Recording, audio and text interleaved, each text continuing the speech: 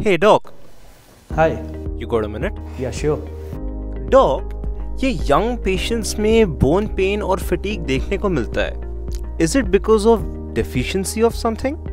Yeah, sure. आज के time पे विटामिन डी की डेफिशिएंसी बहुत कॉमन है और स्पेशली जो कॉरपोरेट में काम कर रहे हैं लोग वो दिन भर विदाउट सन एक्सपोजर काम करते हैं. तो जैसे रिपोर्ट्स हमारे पास आती हैं बहुत यंग पेशेंट्स में विटामिन डी की डेफिशिएंसी देखने को मिलती है. तो मतलब इसके लिए हमें विटामिन डी के सप्लीमेंट्स लेने चाहिए, बट विटामिन डी का लेवल एक बार आपको टेस्ट कराने के बाद. अच्छा, कितनी मात्रा में और कैसे कंज्यूम करना चाहिए? ये डिपेंड करता है कि आप में विटामिन डी की कितनी कमी है, क्योंकि विटामिन डी के बहुत सारे ऑप्शंस हैं. लाइक इंजेक्टेबल्स भी हैं, कैप्सूल्स भी हैं एंड लिक्विड फॉर्म में भी आता है. तो आपको ये डिपेंड करता है कि आप में कितनी विटामिन डी की डेफिशिएंसी है, तो डॉक्टर उसके हिसाब से ही आपको प्रिस्क्राइब करता है. अच्छा, एक होता है विटामिन डी के सप्लीमेंट्स और एक होता है विटामिन डी के medicines. Correct me if I am wrong. Yes, vitamin D is deficiency needs a treatment actually. So you can't say it's a supplement.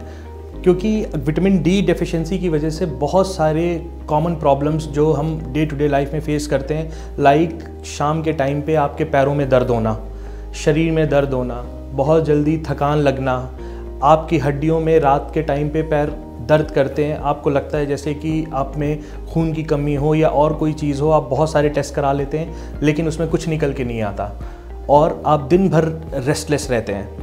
तो ये बहुत कॉमन सिम्टम्स हैं विटामिन डी डेफिशिएंसी के. और विटामिन डी अगर deficiency continue रहती है तो ये आपके किडनी, लीवर और अदर चीज़ों पे भी बहुत अफेक्ट डालती है. So it's need a treatment. Okay, so basically इसे एक सर्टेन लिमिट में लेना चाहिए और इसका ओवरडोज नहीं होना चाहिए. यस, उसकी डोज प्रिस्क्राइब्ड है. जनरली हम वंस अ वीक लेते हैं और अगर बहुत कम होता है तो इंजेक्टेबल फॉर्म में एक सर्टेन डोज होती है जिसे हम लेते हैं.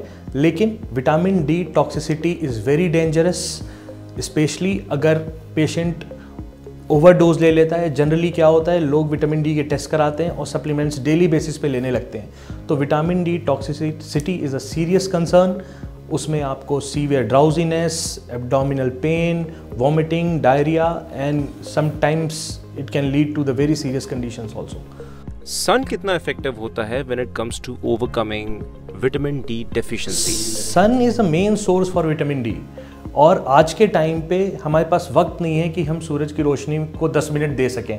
Prevention is always better than cure. So अगर आप सूरज की रोशनी को 10 मिनट दे सकें अपने लिए तो I think it's a better.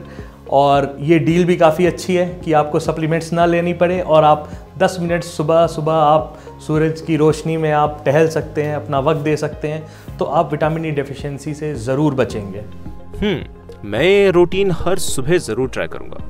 Thank you for your time dock.